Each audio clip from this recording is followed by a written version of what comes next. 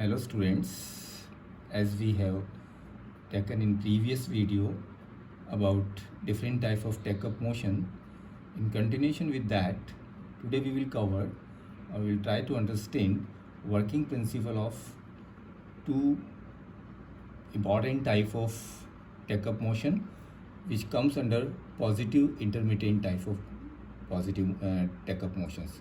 So positive intermittent type, first is five-wheel take-up motion. So this diagram is explaining about five-wheel take-up motion. So with the help of diagram, we will try to understand it.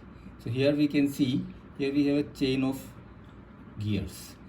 This is first gear, second, third, fourth and fifth, and that's why this motion is known as five-wheel take-up motion. Means in this we have five gears. The name of the five gears is, which is indicated, the first gear indicated by A is known as ratchet wheel or rack wheel.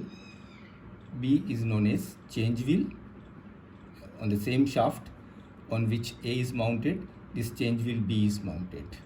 So this wheel is driven through this pole, and now this is driver wheel. This wheel is transmitting motion or driving to the another wheel which is indicated by C, known as stud wheel, which is a big larger gear. On the same shaft of this stud wheel, another gear is mounted which is known as stud wheel pinion, indicated by D. And then finally the last wheel that is in the chain is indicated by E, known as beam wheel. So ratchet wheel, change wheel, this is stud wheel pinion, and this is beam wheel. And this F is indicating beam, which is having 15 inches circumference. This is your take-up roller or embry roller. So in this way, motion is transmitted to take-up roller and finally to the cloth beam from this gear to, with the help of this gear and this chain. And now here you can see this is H is indicating a pushing catch, which is pushing this, the teeth of this gear by required amount. Here I is indicating a take-up lever which is fulcrumed at J, and here one finger is there, on one finger on the slave sword which is fixed into this slot at the bottom of this take-up lever, and this finger which is fixed on slave sword can be mounted, can be fixed at any location here from top to bottom, and accordingly we can change the take-up required. So how it is working. So when the slave sword is moving backward with respect to this fulcrum, this pushing pole is moving forward or pushing the required amount of teeth of ratchet wheel. So the ratchet wheel is rotating, and because this change wheel is mounted on the same shaft, so this is also rotating. Then change wheel transmits motion to this stud wheel, and on the same shaft of stud wheel pinion is mounted, so this is also rotating. Now this becomes driver wheel and it is rotating the beam wheel which is mounted on the shaft on which this take-up roller is mounted. So motion from slave sword is transmitted to the cloth beam which is taking up the cloth continuously from the weaving area. In this way, this mechanism, five-wheel take-up motion or mechanism, is performing the take-up function, means withdrawing the fabric from the weaving area at a constant rate, and at which rate it is taking up, that will decide the number of picks per unit space in the fabric. Now here the change wheel being a driver wheel, because this is in the chain, it is a driver wheel. So because it is a driver wheel, if we increase the number of the teeth, then it will decrease the number of picks and vice versa. Means as the change wheel increases, the number of picks per inch decreases. That we will understand with the help of some calculation also later on. The finger K, if the finger K is nearer to the fulcrum J, then greater is the take-up and vice versa. Or pushing catch is farther to the fulcrum, greater is the take-up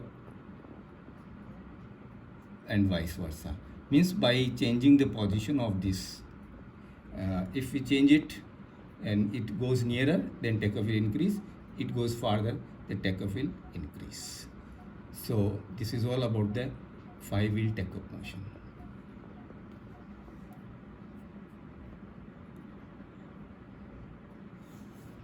Now another type of mechanism, 7-wheel takeoff motion. This also comes under positive intermittent type, and here we have 7 gears. This is first A is indicating ratchet or rack wheel. Here we have standard wheel instead of change wheel. In the previous case change wheel, it is here we have a standard wheel which is driver, and this is driving another wheel which is indicated by C, known as change wheel, and on the same shaft another wheel is mounted, that is change wheel pinion. Now change wheel pinion is driving this E, which is stud wheel, and on the same shaft of this mounted another gear, that is stud wheel pinion, and which is driving to the another gear which is indicated by G, known as beam wheel, and it is the G is cloth beam. This is pulling pole. In the previous case we have pushing pole, here pulling pole. This is retaining pole. The same was in the previous diagram. It retains the reverse motion of this change wheel, and it is pulling this pulling pole is transmitting motion to the ratchet wheel according to our requirement. And similarly here we have take-up lever, and this is fulcrum of take-up lever. This is pulling pole, and here this is a finger which is fixed to slave sword and mounted into the slot of this take-up lever. So when the slave sword moves, the motion is transmitted to the pulling pole. So pulling pole is pulling the required number of teeth of the ratchet wheel. When the ratchet wheel is rotating, because on the same shaft this standard wheel is mounted, so it is rotating. Now it becomes driver, and it is driving change wheel. Then on the same shaft change wheel pinion is mounted, so it becomes driver and driving this E, that is stud wheel. This is stud wheel, and on the same shaft stud wheel pinion is mounted, which becomes driver and driving the last wheel in the chain, that is beam wheel. Total 7 wheels are there in the chain. That's why this is known as 7-wheel take-up motion. And because here the change wheel C being a driver wheel, it is in the sequence it is a driven wheel. That's why a longer wheel will give more number of PPI. Means as the change wheel in number of teeth in the change wheel increases, the PPI will increase. And standard wheel B is changed sometimes. So here we have another change point. This standard wheel can be changed, but not very frequently. Frequently we are changing only the change wheel, but sometimes we can change standard wheel. So 2 change places are there. And being a driver wheel, because this is a driver wheel, a larger wheel will give less peaks and vice versa. So this is all about a 7-wheel take-up motion.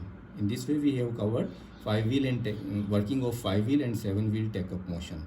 In that we have 5-wheel, here we have 7 wheels. In that case we are using pushing pole, here we are using pulling pole.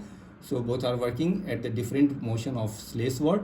And in that case dividend is 2000, here the dividend is 1. So easy calculation in this case. And here we have 2 change places. In that case we have only 1 change place, and due to 2 change places, 1 driver wheel and 1 driven wheel, we can go up to fraction of peaks. So these are the benefits of 7-wheel take-up motion over 5-wheel take-up motion. Now we will in the next video we will cover the dividend calculation of these 2 types of motion, 5-wheel and 7-wheel take-up motion. Thank you.